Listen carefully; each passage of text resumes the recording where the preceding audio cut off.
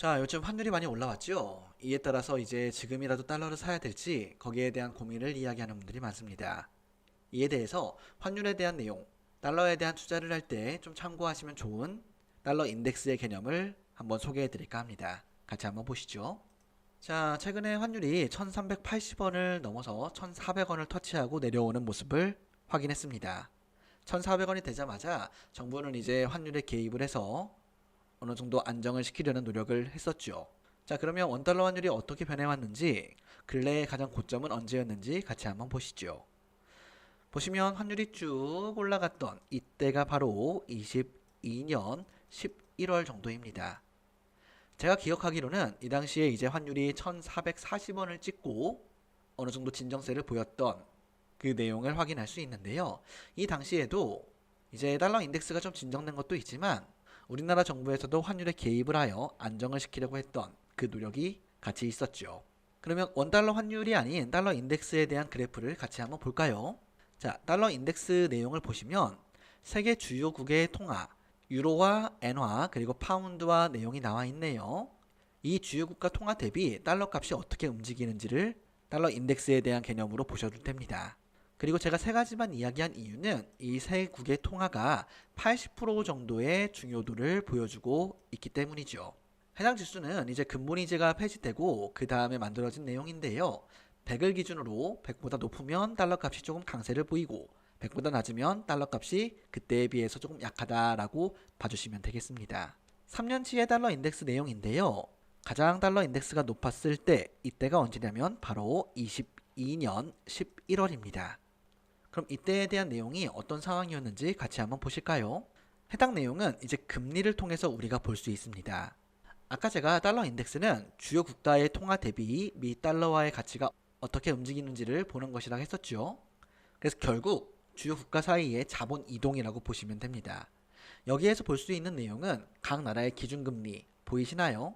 미국은 현재 5.5%를 보여주고 있고 유럽은 4.5, 영국은 5.25, 그리고 일본은 제로 금리를 보여주고 있네요. 참고로 일본은 최근에 0.1%의 금리를 올려서 마이너스의 금리가 제로 금리로 바뀌기도 했었죠. 여기서 중요한 내용은 각 나라의 기준금리가 그 나라의 국가 채권의 이자율과 어느 정도 연동이 된다는 것에 있습니다. 즉, 미국의 금리가 주요 국가보다 훨씬 더 높아서 이 금리에 대한 갭이 벌어진다면 해당 자본들이 미국으로 흘러 들어가며 달러에 대한 수요를 강화하고 이 내용이 달러 인덱스의 증가로 연결된다라고 보시면 됩니다. 그럼 달러 인덱스가 가장 강할 때는 일반적으로 그 금리의 갭이 가장 크게 벌어지는 그런 시즌인 것이죠. 그럼 21년 11월 그때 어떤 일이 있었는지 한번 같이 볼까요? 자, 해당 내용은 미국의 금리인데요. 미국은 22년 하반기에 들어가며 금리를 이제 강하게 올리기 시작했습니다. 0.75% 올리는 내용을 이제 금리의 자이언트 스텝이라고 우린 부르고 있죠. 그러면 그 자이언트 스텝을 한 번, 두 번, 세 번, 네 번씩이나 단행하는 아주 가파른 금리 인상에 있던 시기가 바로 22년 11월입니다. 이때 사람들은 이제 겁을 먹기 시작했었죠. 이제 금리가 어디까지 올라갈지. 그리고 미국이 금리를 세게 올림에도 유럽이나 영국 같은 경우에는 따라 올리긴 했지만 아주 가파른 속도로 따라가진 못했었습니다.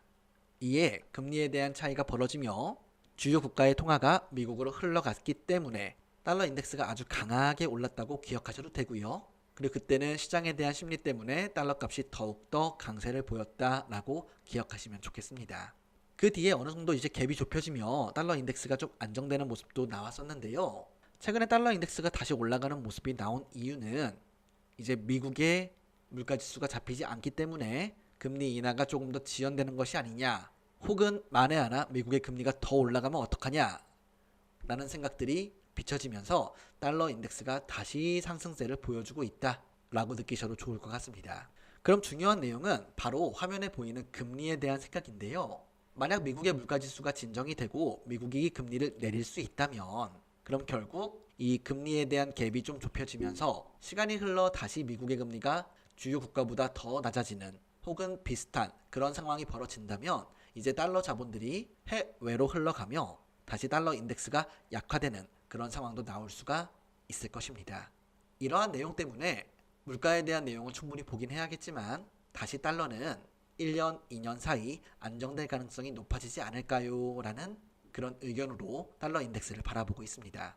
물론 환율에 대한 내용이 이 금리에 대한 차이만 가지고 완벽하게 결정되는 것은 아니겠지만 그래도 해당 내용을 참고하시면서 달러에 대한 투자를 고려하시면 좋겠다라고 내용들을 정리하겠습니다. 그리고 미국과 주요 국가에 대한 금리가 안정이 되어 가면서 달러화가 다시 안정세를 보여준다면 지금 환투자를 하신 분들은 이제 환차 손이 발생하겠지요. 그런 부분을 염두에 두시고요. 하지만 만에 하나 달러 인덱스와 관계없이 대한민국의 경제가 한번 주춤하고 위기를 맞는다면 원달러 환율은 치솟을 수도 있긴 합니다. 이런 상황은 발생하지 않기를 바라며 시장을 같이 경험해 가시면 좋겠습니다. 감사합니다.